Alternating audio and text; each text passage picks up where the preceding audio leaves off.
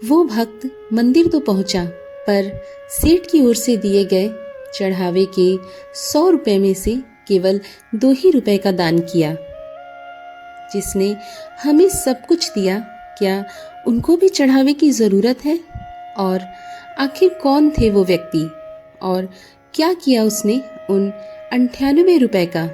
आइए जानते हैं भगवान जगन्नाथ के इस भक्त की कहानी।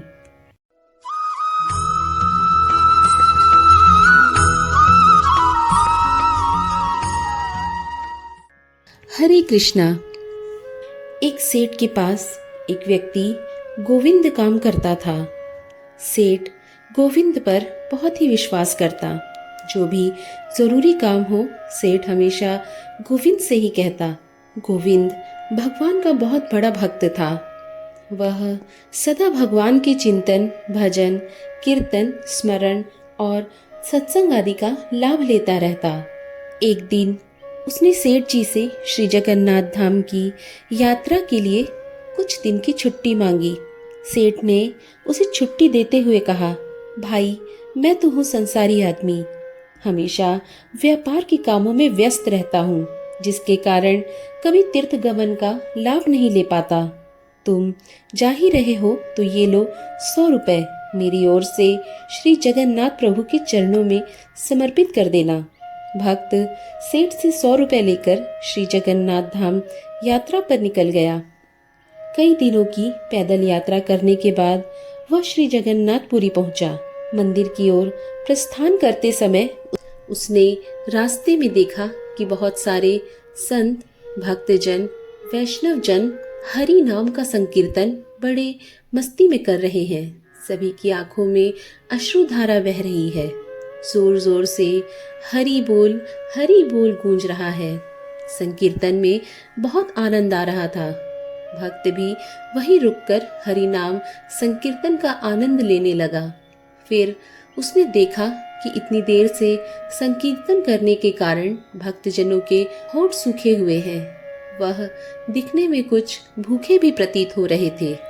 उसने सोचा, क्यों न सेठ के 100 रुपए में से इन भक्तों को भोजन करा दूं। उसने उन सभी को उन 100 रुपए में से भोजन की व्यवस्था कर दी। सबको भोजन कराने से उसे कुल 98 रुपए खर्च करने पड़े। उसके पास अब भी 2 रुपए बचे थे। उसने सोचा, चलो अच्छा हुआ, 2 रुपए जगन्नाथ जी के चरणों में सेठ के नाम से चढ़ा दूंगा। मन ही मन सोचने लगा, जब सेठ पूछेगा तो मैं कह दूंगा पैसे चढ़ा दिए हैं। सेठ यह तो नहीं कहेगा 100 रुपए चढ़ाए। सेठ पूछेगा पैसे चढ़ा दिए, मैं बोल दूंगा कि हाँ पैसे चढ़ा दिए। झूठ भी नहीं होगा और काम भी हो जाएगा। भक्त ने श्री जगन्नाथ जी के दर्शन के लिए मंदिर में प्रवेश किया। श्री जगन्नाथ जी की छवि को निहारते हुए अपने हृदय में उनको विराजमान किया। अंत में उसने सेठ के 2 रुपए श्री जगन्नाथ जी के चरणों में चढ़ा दिए और बोला, यह 2 रुपए सेठ ने भेजे हैं।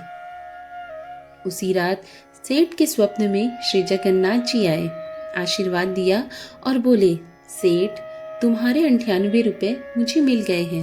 यह कहकर श्री जगन्नाथ जी अंतर ध्यान हो गए। सेठ जाग गया, सोचने लगा, मेरा नौकर तो बहुत ईमानदार है, पर अचानक उसे क्या जरूरत पड़ गई। उसने 2 रुपए भगवान को कम चढ़ाए। उसने 2 रुपए का क्या खा लिया? उसे ऐसी क्या जरूरत पड़ गई? ऐसा विचार सेठ करता रहा। काफी दिन बीतने के बाद गोविंद वापस आया और सेठ के पास पहुंचा। सेठ ने कहा कि मेरे पैसे जगन्नाथ जी को चढ़ा दिए? गोविंद बोला, हाँ, मैंने पैसे चढ़ा दिए।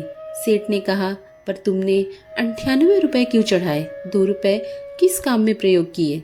तब गोविंद ने सारी बातें बताई कि उसने 98 रुपए से संतों को भोजन करा दिया। ठाकुर जी को सिर्फ 2 रुपए चढ़ाए थे। सेठ सारी बात समझ गया, बड़ा खुश हुआ। वह सेठ गोविंद के चरणों में गिर पड़ा और बोला, आप धन्य हो, आपकी वजह से मुझे श्री जगन्नाथ जी के दर्शन यहीं बैठे बैठे हो गए। भगवान को आपके धन की कोई आवश्यकता नहीं।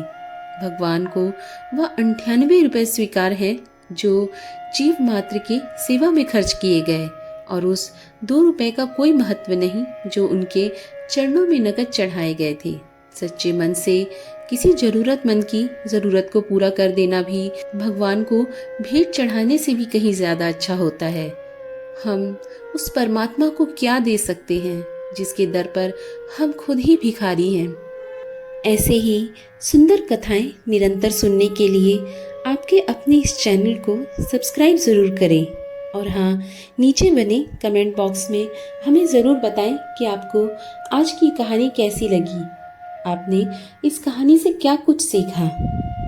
हमें आपके उत्तर की प्रतीक्षा रहेगी, और हम मिलेंगे अपने सनातन धर्म से जुड़ी एक और कथा के साथ। तब तक के लिए हरे कृष्णा।